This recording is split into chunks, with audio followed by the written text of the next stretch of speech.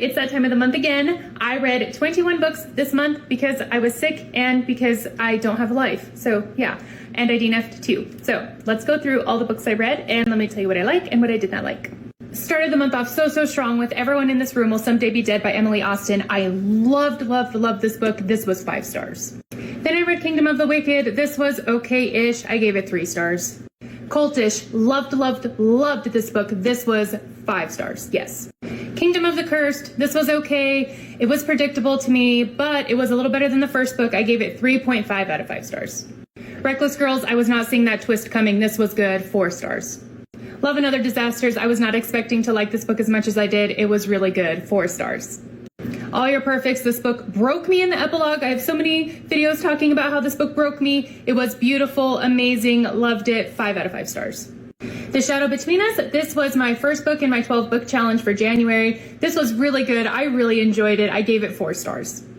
I finally read The Cruel Prince. I gave this 3.5 out of 5 stars. The world building was interesting, and I kind of liked some of the characters in the first book, and I was really excited to see what would happen next. Josh and Gemma Make a Baby. This was an arc that I got. I loved this book so much. This is my favorite rom-com that I have read in a long time. I gave this 5 stars. Finding Perfect. This book broke me. It was beautiful. 5 stars. The Wicked King. This book was so meh. I gave it 3 stars. The Queen of Nothing. I liked how this story wrapped up. I ended up giving this one 4 stars. The first book that I DNF'd this month, Grown Up Pose. I thought I was going to love this book because I do a lot of yoga and I teach yoga, and so I was very hopeful for this, but it just fell really flat, so I DNF'd it. Reminders of Him was my favorite book of the month. I cannot talk about this book well without crying still. This book hit me so hard for a lot of different reasons. I loved it so much. Colleen Hoover went into my soul and wrote this book for me. This is 5 out of 5 billion stars. How to Be an Anti-Racist. I really enjoyed this book also. I gave it 4 stars. The Maid. Oh, I loved this book so much. It is like the coziest mystery I have ever read. I don't even know how else to describe it, except it is like a super cozy mystery. I loved it. 4.5 out of 5 stars. Then I DNF'd The Wedding Date. I got about 60% through this book, I think, and I don't know. I just wasn't liking the writing style or something. It was just so meh. So yeah, DNF'd it. Reread ACOTAR. Still love this book so much. 5 stars. From Luke Off with Love. This book was okay. I wanted more. I ended up giving it 3.5 out of 5 stars. Court of Mist and Fury. This book hits. It's awesome. 5 stars, of course. Evidence of the Affair by Taylor Jenkins Reid. This book was so good. I read it in about an hour. I loved the Daisy Jones and McReeva references. I gave this 4 stars. Hi guys, I am here today to share with you a review of one of my favorite books. And this book led to me loving an entire series. This book actually got me back into reading. I don't know if you can relate, but I'm kind of a moody reader. Sometimes I just binge and sometimes I don't read anything for a while. And I was reading a lot of business and self-help and I was really looking for an escape. Can you feel me? Like I really wanted a book to sit down and get lost in. And I found it.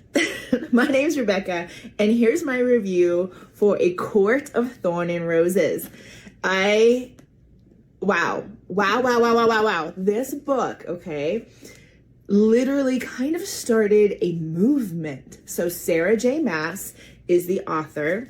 This is book 1 of 5.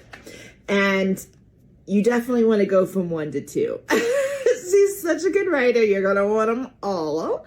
And there may even be more than 5 in the future. Right now, there's 5. So book 1 is what we call ACOTAR, right? A Court of Thorn and Roses. But here's the thing. If you Google or look on Book Talk or Instagram, ACOTAR is used a lot because literally it has created a movement. It's fantasy, but with romance. So now they're calling an entire genre like romantasy. And this is one of the muses. Now, this was written in 2015. Now you're up to 5 books. So that 5th book is fairly new. So you do have a lot of new fans coming to this. And here are some points to remember when reading, okay? This series will bring you in, so be prepared for 5 books, but you're gonna enjoy the ride. I think I read this in 2 days. Literally like, oh my God, it's 2 in the morning. What is going on? And I love that. It feels really good when you get lost in a book. If you are a fantasy reader, this is not as dense as, let's say, George R.R. Martin or Bryan Sanderson or the Dune series or anything like that. It does have a more readable flow, somewhat spicy. I don't feel like it's very spicy, but it's an adult book. And you can kind of say it starts with a Beauty and the Beast twist, but it's definitely got your fae, kind of good versus evil, some monsters, and it's just got a really good plot and characters. What Sarah J. Maas does beautifully is she's a great world builder, but she's a great character builder too. So a lot of her books and parts of the story talk about more than just the main character.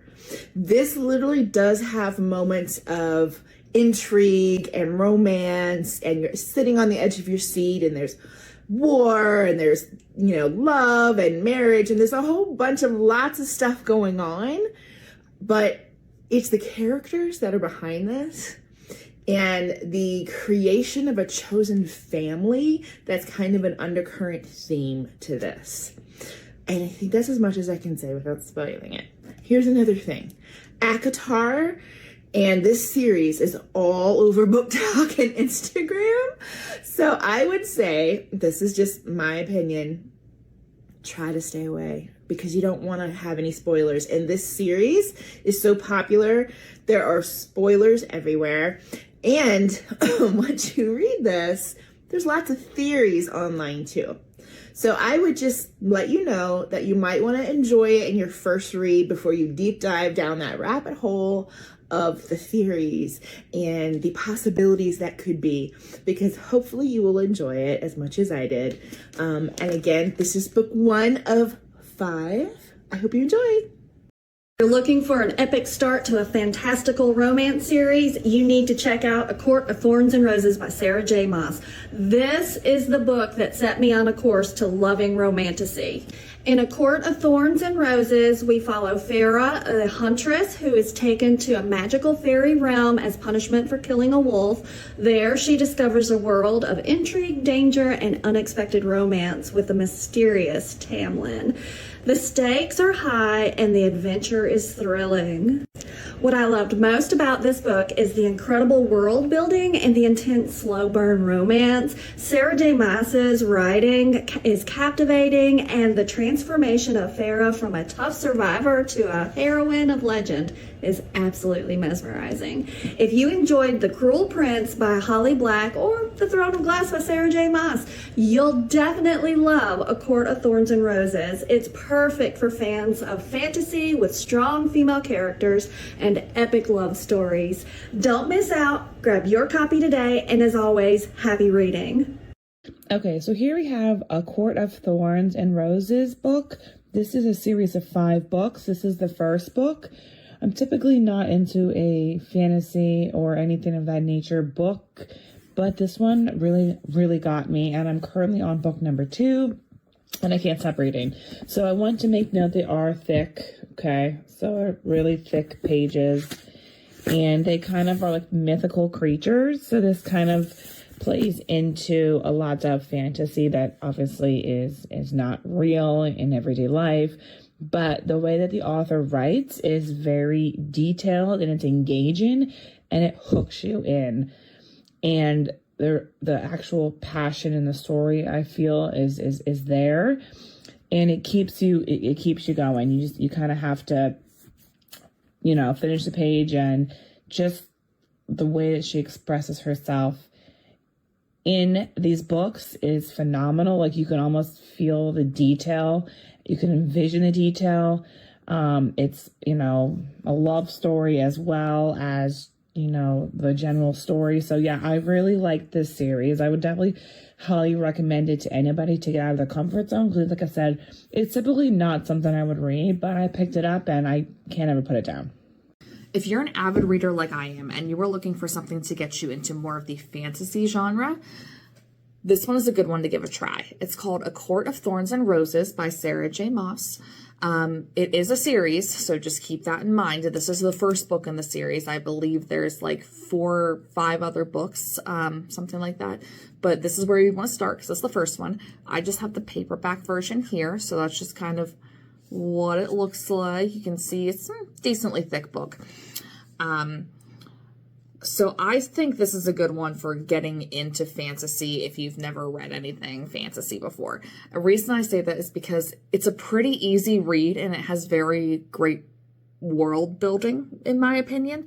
I do love the settings in this book and how all of that is explained. It does make me feel like I'm there, where she's talking about. Now, if I'm being completely honest, I did not think the character development was as great in this book as the world development was, if that makes sense. But I did enjoy it overall. I am reading the second one right now, so we'll see how I feel after that one. But I do think this is a good beginner fantasy book. So if you're looking for something like that, I would recommend picking this one up. All right. I don't know if there's any people left on the planet that haven't read this book, but just in case there are 2 people that still haven't read it, you need to go read this. It is A Court of Thorns and Roses. Oh my god. It is amazing. I'm kind of obsessed with books, so I don't give 5 stars lightly, but this is like 6 stars. Oh my god. So good. Like I'm literally speechless. Like I don't even know what to say about this book because I'm so sad that this series is over. I think the author might be putting out more books in the series, but it probably won't be about like the main characters that are in this one, and that is just absolutely devastating. You need to go read it. If you haven't heard about it, or you just, for some reason, haven't made time and it's been on your TBR list, like, now is the time. This is your sign.